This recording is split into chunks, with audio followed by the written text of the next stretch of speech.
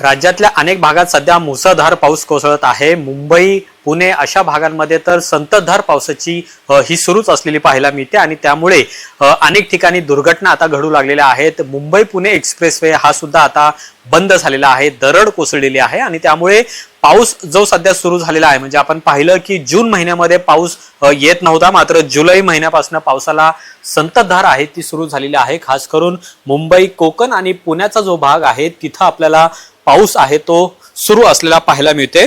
राज्यात एकूण पावसाची काय परिस्थिती असणार आहे आणि आता जो पाऊस सुरू आहे तो कधीपर्यंत राहील आणि हा पाऊस नेमका कोणत्या प्रकारचा आहे, या सगळ्या प्रश्नांची उत्तर आपण जाणून घेणार आहोत। आपल्यासोबत पुणे वेधशाळेचे सखाराम सानप सर आहेत।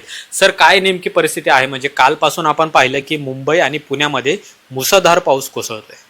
येस, मागच्या 24 तासांमध्ये जर बघितलं तर कोकण, गोवा, त्याचबरोबर किनारपट्टीचा जो प्रदेश आहे, त्याचबरोबर घाटमाथ्यांवर मुसळधार ते अतिमुसळधार पावसाची नोंद झालेली आपल्याला दिसून आली। ज्यामध्ये सर्वाधिक पाऊस हा लोणावळा येथे नोंदवला गेला, ज्यामध्ये 670 मिलीमीटर इतका पाऊस तिथे झालेला आहे। त्याचबरोबर बिरा 607 मिलीमीटर, महाबळेश्वर 513 मिलीमीटर आणि पुणे आणि परिसरामध्ये बऱ्याच ठिकाणी 100 ते 200 मिलीमीटरपेक्षा जास्त पावसाची नोंद झालेली आहे। परंतु जे पर्जन्य छायेचे प्रदेश आहे, ज्यामध्ये मराठवाडा आणि मध्य महाराष्ट्रातील जे काही भाग आहे, तिकडे हलक्या ते मध्यम स्वरूपाचाच पाऊस झालेला गेल्या 24 तासांमध्ये दिसून आलेला। म्हणजे हा पाऊस संपूर्ण राज्यभरामध्ये नाहीये? पाऊस राज्यभरामध्ये आहे, परंतु त्याची तीव्रता वेगवेगळी आहे। कोकण किनारपट्टी आणि घाटमाथ्यांवर तो मुसळधार आहे।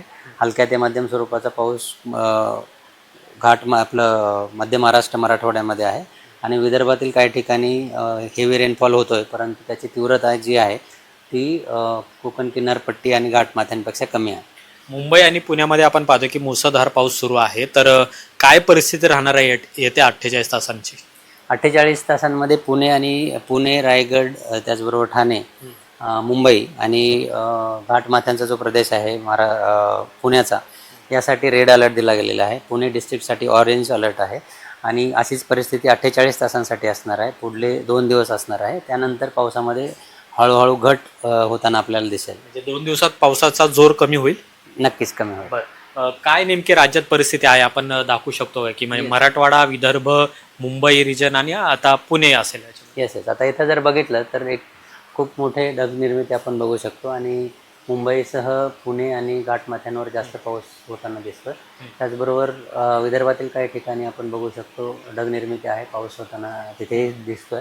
येणाऱ्या 4 ते 5 दिवसांचा जर अंदाज बघितला, पण किनारपट्टी त्याचबरोबर घाटमाथी आहे तिथे रेड अलर्ट दिला गेलेला आहे आणि उद्याचं जर बघाल तर उत्तर कोकण आणि घाटमाथ्यांना रेड अलर्ट आहे, इतर ठिकाणी ऑरेंज अलर्ट आहे। मध्य महाराष्ट्रातील काही ठिकाणी येलो अलर्ट आहे आणि विदर्भातील बऱ्याच ठिकाणी येलो किंवा 1-2 ठिकाणी आपण ऑरेंज अलर्ट बघतो। परवापासून 8 तारखेपासून जर बघितलं तर पुण्याचे जे माथे सोडले तर इतर ठिकाणी इंटेरियर महाराष्ट्रामध्ये कोणत्याही प्रकारची वॉर्निंग नाही, म्हणजेच तिथे हलक्या ते मध्यम स्वरूपाचा पाऊस पडू शकतो आणि उत्तर कोकण आणि दक्षिण कोकणातला इतर जो रिजन आहे तिथे येलो अलर्ट आहे। आणि परवापासून जर बघितलं तर पावसाची तीव्रता कमी होताना आपल्याला दिसते, म्हणजेच 9-10 तारखेनंतर पावसामध्ये बऱ्यापैकी घट झालेली आपल्याला दिसून येईल। सर, आपण पाहतो की आता पालखी सोहळा सुरू होणार आहे। आळंदीमध्ये आज तुफान पाऊस आहे, सर्व रस्ते हे बंद झालेले आहेत।